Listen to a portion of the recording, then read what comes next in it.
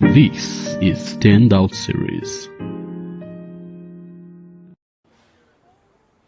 You're welcome to Standout Series, and as always, it's a pleasure to have you. And thank you for always subscribing.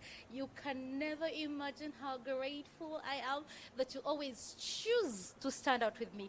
And hey, we are speaking relationships, and I think it's a disservice for me to discuss it alone. There are so many voices, there are so many of us that could give a beautiful perspective on relationship, marriage, and of course, dating and sex. But hey, this episode is more on the marriage. Yes. On the panel today, we have Rogers Matovu. He's a husband to Shamim, and he's a realtor. And if you need anything real estate and anything, he's your real estate muggle. He's also in education, so very soon we may be calling him professor. On my right is Miss Joanna Tkunda. She is a whole lot of things, but what stands out is that she is my best friend, and also she's a lot of things. I will not spoil it. She will introduce it. She will introduce everything about her. Right next to her is Praise. Praise is an entrepreneur, and she's a mother and a wife.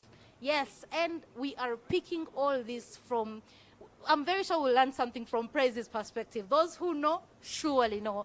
And on the right, on the extreme right, we have Aporo Sarah. Aporo Sarah is a whole lot of things, but most importantly, she's an activist. If you have been on these streets, you have met Sarah on one way or another, and she is an educationist as well. We may soon be calling her professor, if I'm not mistaken. Yes, she works at MOVES, and I am so happy to have them.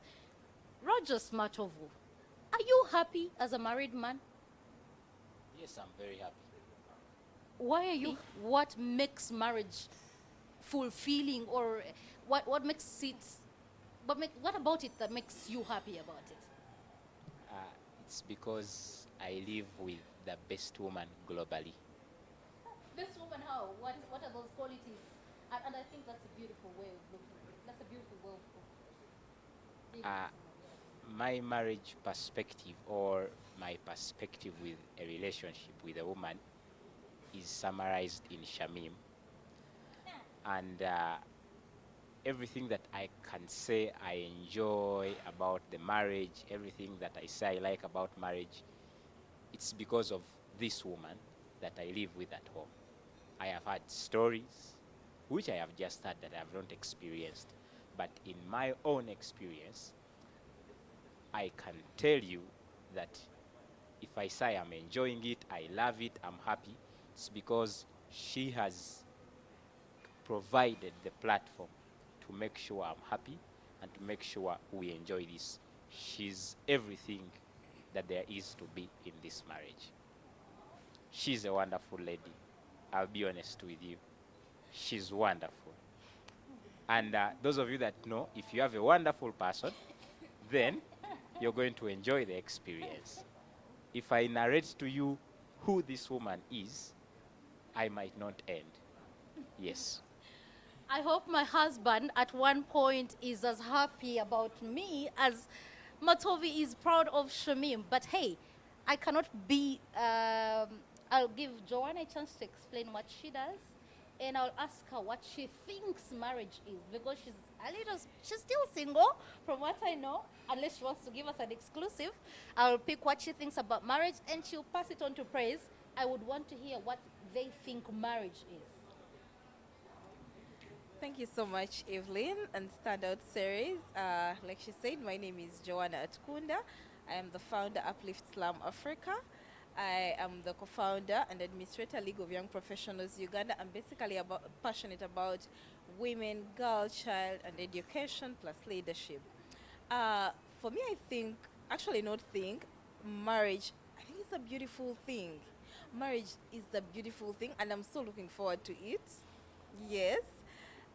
But most importantly, for it to be that beautiful thing to enjoy, it takes a personal decision to say, this is what I want my marriage to be. And this is on both parties, the man and the woman.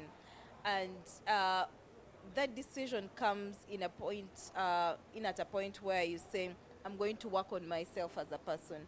I believe for marriage to be that best thing, you must first work on yourself as an individual before you include in another external person, because then that will mean that you have discovered yourself. And even the people who are dating, I should say, when you know yourself better, you even date better. Pass it on to Praise. Let me hear what she thinks. Since she's married, we could hear her perspective. Well, I must say, I'm so excited to be here today. Talk about my perspective, For those who know me, they know I'm the brain behind Praise's perspective. So, asking me about marriage is like asking me about my own life. I'm happy that I got married to the man of my dreams, a man who chose me and is still choosing me and will always choose me. That is according to how I know, the best I know. So, asking me about marriage, what's there to talk about marriage? Everything. Huh? Marriage means different things, different people. But to me, as Praise, it means the comfort that comes with knowing that someone is going to choose you regardless. Doesn't matter what it takes, doesn't matter how circumstances will unfold around you, but he will always choose you. It is the stability that comes with knowing that even after a quarrel, you can still go back to this person and you can find a place, a resting place in this person. The security that comes with knowing that this person will be your to-go person. Should I say, till death. And now for us, it's different because there is a baby involved. We are parents who are blessed with a baby boy, a one about Daniel, which makes it even different for some people. I talk about my side. So you see, when you are married, a lot changes about you. You take in another person's perspective, you identify with the other person, and almost everything you do, you have to make so many compromises to fit in with the other person, which makes it even more beautiful. And this is even more beautiful when you're the person with whom you share, should I say, same values, you stand for the same things, you have the same kind of, should I say, knowledge about how marriage is supposed to be and how it's supposed to unfold in your presence with him alongside. Don't even know if I'm talking about it right well, but we shall see.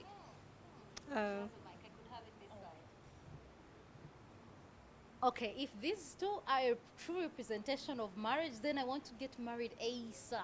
Because, hey, they talk about it and you go like, oh, this is sweet. Oh, this is this. I want to hear from Sarah Poro. Do you want to get married someday? Absolutely, 101%. What are you looking forward to? What are those No. things you feel like as a single person, oh no, I'm not fulfilled until I have done? What are those things you're looking forward to as a single person? Now, to me, I feel marriage should be a safe haven. We go through lots of things outside there. You're at work and there's a whole lot of workload, then you're out, there's so many, there's jam, there's all that. So by the time you get home, this should be a place that is a safe haven. Now, the decision I took to be single now is a personal decision because I want to get into marriage and I know that I'm providing that safe haven space for my husband. I wouldn't want my husband to come and find a shattered woman or someone who is shattered out there. So to me, in my perspective on what marriage should be, I want to enter there when I know that when I get home, I am happy and happy and happy. Wow. I want to pick, but did you hear that? It's a safe haven for her. So those men who are not making it a safe haven for your women, you men who are not making it a safe haven for your women, you need to be like Sarah. She wants a safe haven in her marriage. And I think that's a beautiful way to look at it. I want to ask Matovo, at what point, and there's so much he's going to talk about Shamim, and it's a beautiful thing. Thank you, Shamim, for taking care of this guy. He's extremely happy. You can even read it from here. The environment is different. Sutam. So what are those things that Shamim presented to you that were different from others? At what point do you decide to actually marry her? Okay. I'll still tell you, Eve, that you see, marriage is between two people, man, woman. And what makes it beautiful is the personality of each. And people will tell girls and others will tell men that work on yourself. Please be a good man. if you're going to make a good husband and you want to have a good marriage. And the reverse is true. Ladies, please be a good woman. If you are not a good woman, or if I say you are muyaye or gangster, as people say, oba olimu amakona, you will not make a good wife and you will not have a good marriage. What defines a good woman? You're just saying good woman. Maybe it's even relative. What defines the good woman? What are those valuables you're actually talking about? When I married my wife, we are making 3 years in about 6 or 7 months. I had just, we had just left campus. Actually, I shocked you guys. People say you shocked us. No. Me, I wasn't into things of marriage. I wasn't even planning to marry anyone. I was just 26. But you see, when I met this woman, she blew my mind. I saw perspective in someone that I hadn't seen anywhere before. Discipline. Discipline to the dot, without any wrinkle or spot. Not even a small spot of bad manners. Integrity, truth, fidelity. Someone you see who is pure and clean, flawless. And it blew me. I'm honest with you. I speak to Shamim's parents, and Shamim's mother, or my wife's mother, will also tell you the same. Zenango mwana, bwatyo. You get my point. So you're seeing someone who is pure, someone loyal, someone clean, someone truthful, You got a humble, full package. respectful.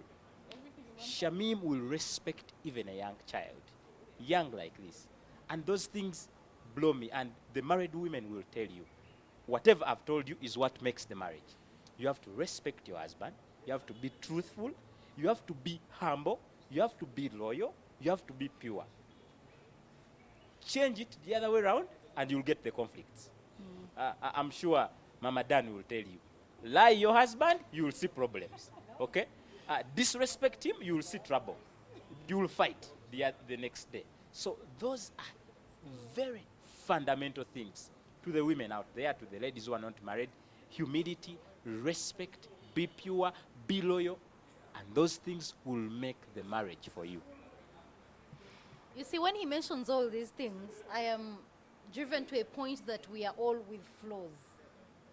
You see, I don't know, but you are one of one of the luckiest guys on earth, because so many of us have flaws. Now, in an imperfect world, Joanna, where we have so many imperfections, but hey, we are looking to be loved.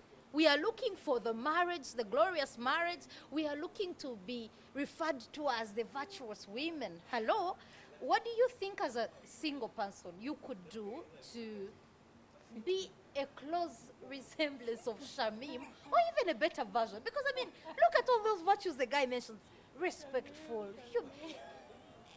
I can almost think that it's not true. But hey, he just spoke, and I'm very sure I buy his words, because I have known him for years. I am so sure that is the same thing he always says about his wife. So what do you think as single people? Single people what could they do? What are those things? How can they position themselves better? Because this is chinsu second. How can we position ourselves? So for me, I from the perspective of being flawless and everything, relationships, I just think that when you meet someone, if you're looking for the imperfection, you will find it. If you're looking for the perfection, you will still find it. So it's your focus that determines where exactly you want to lie. And then, because I mean, we are all human beings. We are bound to, like, there is no perfect human being. But if you get there looking for the black spots, you will find them. If you go there looking for a white, plain, linen place to lie, you will actually find it. So, on that note, I cannot be Evelyn. Evelyn cannot be me. I cannot be praised. I cannot be Apollo. But I can only be me, work on me, And also to know that when you're not meant to be with someone, you will always be too much for them. You will be this, you will be that, you will be the other. I believe he had never thought about marrying. But guess what? He had met girls. I believe so. And those girls are equally married to men who are saying, wow, we nailed it. Right. I believe Shamim also had exes who are like, this girl, she's too much. Ye- no, no, someone will actually, because they are looking for a black spot, they'll be like, she's too much. Like, you go everywhere, she's greeting people, she's doing what, and that's too much for them. So I believe when you're looking for the black spots, you will find them. When you're looking for the white linen, you will still find it. So that's it for me. So I will ask Mama Dan. Mama Dan, commitment nowadays is very rare. People don't want to commit, let alone decide to marry. You will be with a guy in a relationship for a year, second year, third year, you start saying, but man, where are we going? Eh? So, what do you think is happening? Who do you think is at fault? Is it the men that are fearing responsibility? Is it the women that are not doing their job? Because I feel like Bambi women really try, girls really try, but commitment is really hard to come by nowadays. What do you think is the problem? And what do you think we could do better? Now that was an excellent question. But it's worth noting that sometimes two perfect humans can be in the same space at the same time, but not a match. So like you said, commitment is not something that is easily come by these days. It just comes back to compatibility. Sometimes you're with a perfect human and you will feel like he makes you fulfilled, but he doesn't feel the same way. Funny how it probably to him, there is so much you need to work upon yourself to get into his circle. You get? So, and you know, these days, most relationship coaches and dating coaches tell us women that you can't do this or that just so you don't push men away so you can get them to commit. And it's true that we do so many things from a place of fear as women, which in turn gets us a fearful or no response at all from the men we are interested in. But that just feeds our initial fear of not having men commit to us. It's more like playing an endless game of tag of war, where there is never a winner. Because all there is on the other end is fear. You get it? So it just fuels the fire, and you end up losing yourself in an endless spiral of fear, of anger, of resentment, and then you're scared, wondering if the next man will actually commit to you, if the other person looks good enough, if the person you lost in the past actually left you because maybe there was something wrong with you. That is why we oftentimes lose it, thinking that the other person walked away from us because probably there's something we don't do right. And that's the only reason why commitment is hard to come by these days. What I want us to know, or someone out there, what I want you to know, is that when a right person comes into your life, it won't even matter at what stage in your life you are. It won't matter what anyone thinks about commitment or how long it should take. It won't even matter about the rules. What will matter is that you two people are in the same space, and he will choose you with your weaknesses, with your imperfections. So the mistake, like I said, the mistake that most of us are making, the mistake that most men are making, is the assumption that just because a man looks fit for you, you should be fit for him. Sometimes you're just two human beings looking real perfect, but this man is already committed to someone else who seems like a low life to you. Funny how it comes by. So the bottom line is, if you're with a man, and if you can, just be present, enjoy the situation for what it is, enjoy what's at present right now. Just see things for what they are, not what you hope they might be. Don't look at him as a future prospect. Just look at him for what he is and what he's trying to do for you. And also, what happens these days is that most women try to judge men by the words they tell them. But let me tell you something. A man can tell you anything he really feels like you want to hear. The only difference is in his actions. A man who is interested enough to want to commit to you will go the extra mile to prove his words with his actions. And you see, like I said, this is where we oftentimes get it wrong. Then you find someone wondering, how come he said so and so, but he did why? How come he promised me a date, but he never actually committed himself to setting up the very date? This is why commitment isn't coming our way. You're assuming that just because he said something, it is a sure sign that he's actually interested in looking up to it. A man can tell you anything, but unless he goes the extra mile to prove his words with his actions, just let him be and enjoy the moment. That gender is capable of a whole lot of things. Eh? There's a common statement that, hey, they will embarrass you. But hey, I want to pick Aporo's thought on what impact do you think social media has had on relationships? Because, I mean, you have a guy, he's done something amazing for you. Hey, you flaunt him on the gram. Hello, Twitter will have him for the evening. Retweets will go left, right, and center. What do you think? Or you'll go live on YouTube, just like the Standout series. I hope you've subscribed, by the way. We could choose to bring our men. So, what do you think? What's the impact? Do you think it's one of those things that has maybe caused a lot of harm than good in relationships? Let me pick your thoughts on that. To me, I think social media is a good tool. We use it for so many things, unless if it goes we way and you find yourself using social media for the wrong reasons. I'm not really against showing your man out there, but you need to be you really need to be sure you're showing the one. You may be showing someone else's boyfriend, and so to me, I have no issues with knowing. I mean, if I can introduce to you that this is my boyfriend, if I know he's the one, I'll be proud of him. However, if you're really not sure that he's the one, he's been this person who is never sure, you can date a man and he's even not sure you're his girlfriend. But you see, for me, how sure is sure? Until you're married to this guy, honestly, you're not sure. This the wedding pictures come back. I think she has an interesting view. So for you, you think that when it's sure, No. When the wedding pictures are back, because this gender can embarrass you. I know. Yeah. But also, maybe to add on what Apora has said, this social media, first of all, there's so many couples there fronting themselves, and we're happy they're happy. But you can't be them, they can't be you. Their men can't be your man, and your man can't be their men, and the reverse is true, like even the wives. So, how about you just read your environment? If your man is not those that love publicity, Yes. try and keep it low. Because part of compatibility is trying to understand what each other wants from the other. If you realize your man is not one that is really out there, how about you first keep it low until he's comfortable enough? Or you're And comfortable yes, as well. also you're comfortable enough, and you're not skeptical. You're not putting it there to get my best friend here calls it unsolicited info. Like, you will get the information you want.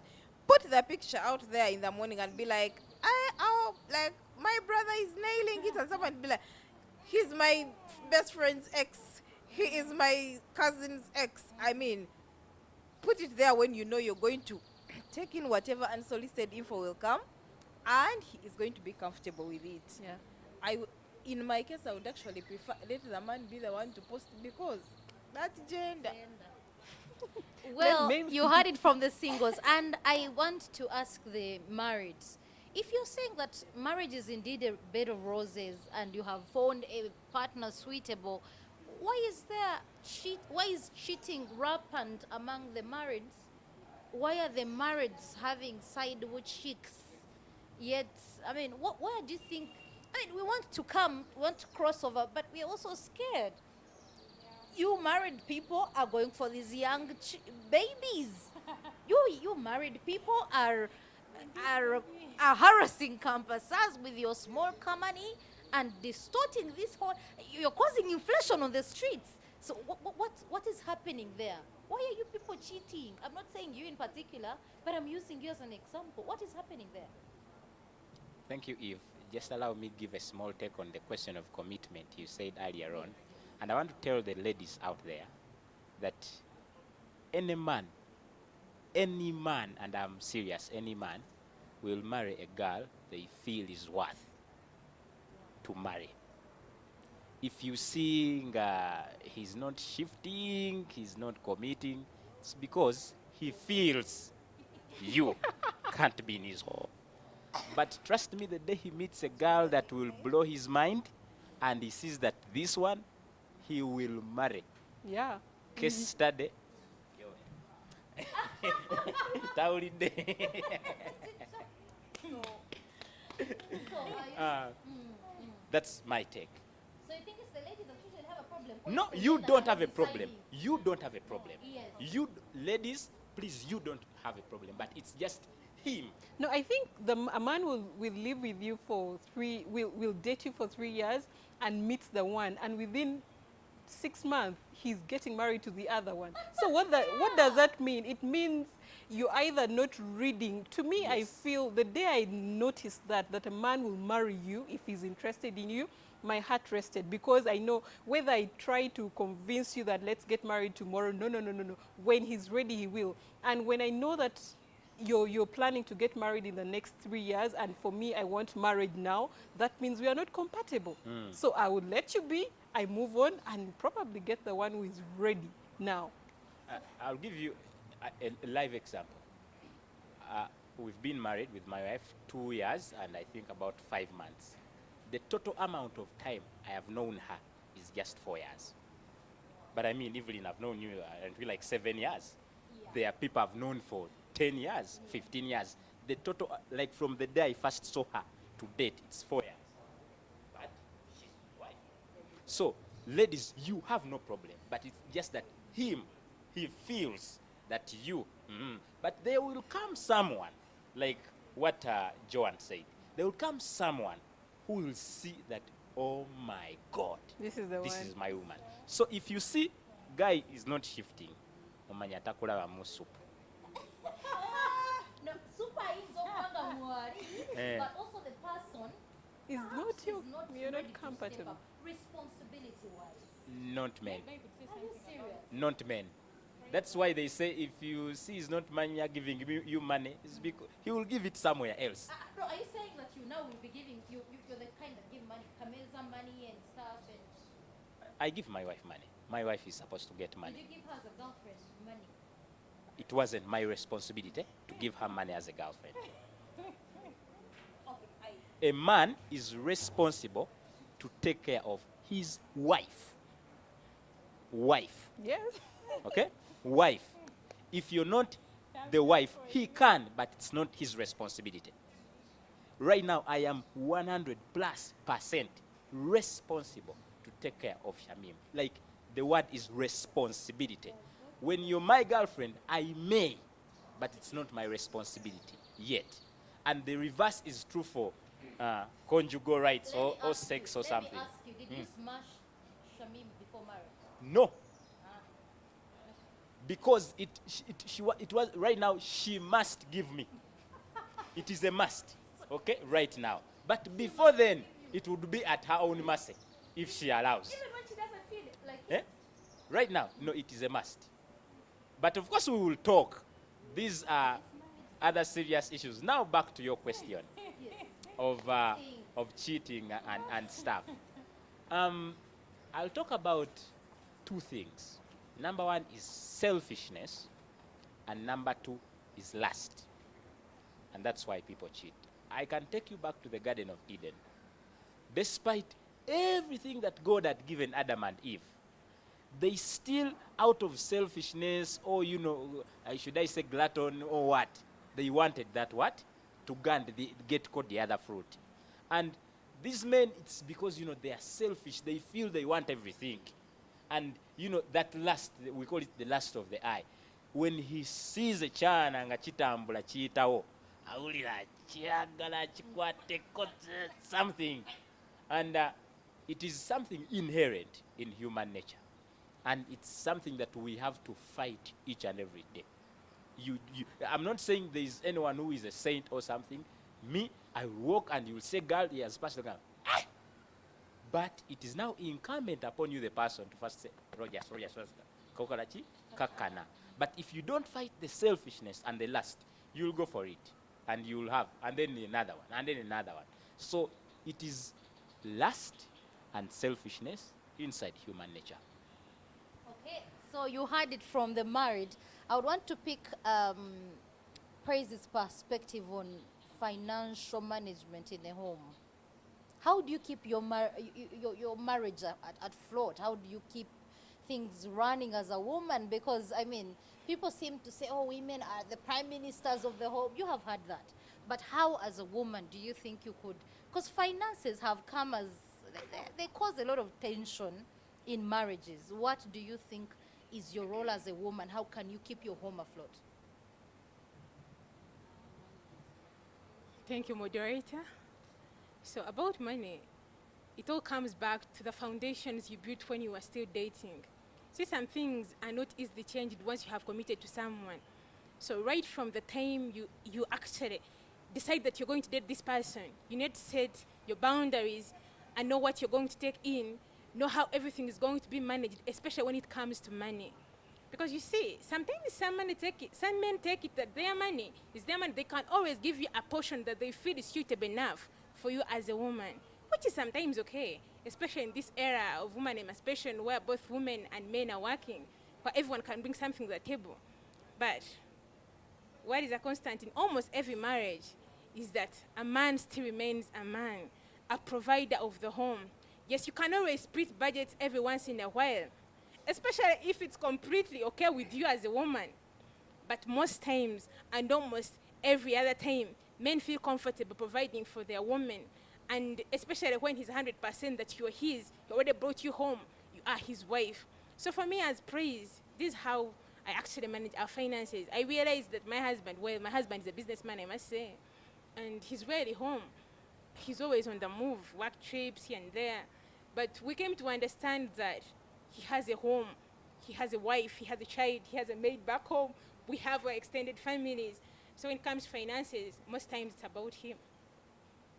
I must say it's about him. Like, I want to see about this. Yes, I have my money.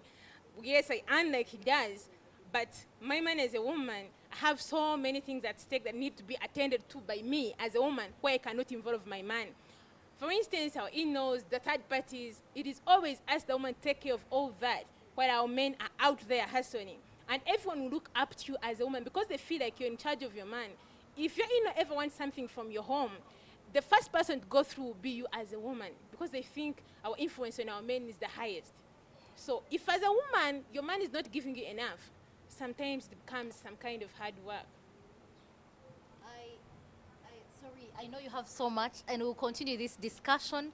Do make that comment section your place. Do put those comments. If you feel there's anything you want us to tackle, feel free to drop it in the comment section because all these guys and many more are coming in to discuss marriage, sex, dating, relationships. Mention it because this is a topic standout series is handling. And if you haven't subscribed, do it now. I want to ask Joanna something small as a young and as we conclude, as a young lady, prospective young lady that wants to get married someday, what are those things you're doing as an individual to prepare your, because I think it's a journey and it's an individual journey as well. What are those things you're doing, you're being intentional about ahead of your marriage? Thank you so much, Evelyn. So for me, I keep telling myself if I'd gotten married like 3 years ago, just after campus, I think I wouldn't have made the perfect wife. Yeah. And why I say that it's because I always and I keep telling girls and even the boys around me in our mentorship sessions that when it comes to marriage, most times you will attract who you are. So this takes two people working on themselves in different arenas, and then you meet someone. By the time you meet someone, they feel like, wow, I am deciding in 3 months. Wow, I like, I don't have a dress, I don't have what, but I mean, my friends will contribute, and I'm getting married to this guy. There is something about you that is making this person get attracted to you, and the reverse is true. So for me as Joanna, I focused on my pies, which is the PIES. That is the physical, the intellectual, the emotional, and the spiritual. The spiritual, which is above it all, like it puts everything in the circle. So working on your spirituality means you're going to view everything from whoever you're going to date. You're going to say, is this, am I in the will of God? am I doing the right thing? And when we are dating, what am I supposed to do? There are things we did when we were young, and I mean, you're just dating someone because they look nice, because they've told you the right words, but later I realized, no, you actually have to be intentional. Then emotionally you have to be able to connect with this person. If you feel like this person you're with that is not vulnerable enough to even open up to you, then there is an emotional disconnection. If they are not attracted to you physically, then there is something lacking. Intellectually, if you can't sit and have a discussion, like, I mean, it's not about both of you being graduates. No, it's a thing of when he brings an intellectual conversation, are you people supposed to be, are you able to be on the same page? Because if this man is going to tell you, my friend, go back to school, otherwise, I mean, like, for you, the conversation as a woman you have is just about kids and tomatoes and onions. And this man, yes, and this man feels like when it comes to the intellectual perspective, there is nothing you're adding on. Yes, and so to say, when it comes to reasoning and putting things in perspective, you look at this man like a semi-god because you actually can't put things in order. So for me, I focused on working on my PIES, and so that helped me that even when I am going to date someone, intellectually, are they supporting my career? If I am going to tell you I am going for a meeting or I'm going for a show, and you're calling me every after 30 seconds of where I am. The baby is missing you. No, it's not even about missing. It's some insecurity. If he sees you getting in a discussion with men, all he's thinking, what are you doing there? You should be home. If you are not going to rise with me, there is no, it's going to be hard for me to buy into your vision as well. I will pick, as I conclude, sorry, the discussion still goes on. I will pick Sarah's last thoughts. As of now, what do you think is that advice you give every single lady ahead of marriage? In a few words. Okay, every single lady out there, be ready, be prepared, heal. I discourage the fact that you walk into another relationship when you're not healed. So you carry your emotional baggage to another relationship because the man you are with probably cheated on you. You carry that baggage and you think the next man you're meeting will cheat on you. So if you're a single lady out there, heal. Be ready for that next relationship and be intentional. Know what you want in that relationship. Wow. Know what you want in that relationship. If you we can see these things, but we can see the red flags, but we choose not to pay attention to them. And to me, when I see a red flag and it's a red flag that cannot be dealt with, that I know personally I cannot deal with, I'll let you go. But these are flaws. People adjust over time. Well. You heard her. I would want to pick Matovu's few last words. I know you have so much. I'm going to arrange perhaps a bigger session. And please carry along. Shamim would want to pick a leaf, if not the entire tree. I would want to pick your few last words. What are those? What are those? First of all, a solution. More like a guidance to the younger people, especially men that are fearing responsibility. I mean, you are 26, you saw the right woman, you married her. So what's that guidance you give them, especially those fearing responsibility? The advice for men is long, but I have one for the young girls. Kalingenda Bawam. The young girls, please don't give those men anything No leg, before they marry you. no leg. If you don't take my advice, you will But if they regret. have already given. The next one, don't. You see, men, once they get that gift that God gave you, they see less value in you. It's like he has reached the top of the mountain. He now needs to move to the next mountain. Please don't. And then to the men, please work. Work, build wealth, invest, make money, invest, such that you're able to take care of your family that's coming. Thank you. Thank you so much. You heard it from them. I cannot even mean to even repeat their words. They said it all. And hey, the conversation is far from done. And from me, Standout Series, I just want to say one word. Be ready. Yeah. Sure. Let the decision be about you and not any other person. So when things go the right way, you have yourself to thank.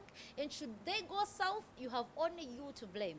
And if you're in a state that you have made a decision that you think hasn't yielded what you want, don't you worry. There's a God of second chances. He Yeah. got you. He got you. Dust yourself up, rise up, and walk. The right person will meet you along the way, and you will thrive, and you'll even forget these things. From me to you, I hope you've subscribed, and I love you so much. Thank you to the panel for joining me. It's been a beautiful discussion. We are having many more of these. Remember to subscribe, and from me to you, lots of loves. God bless you. Bye.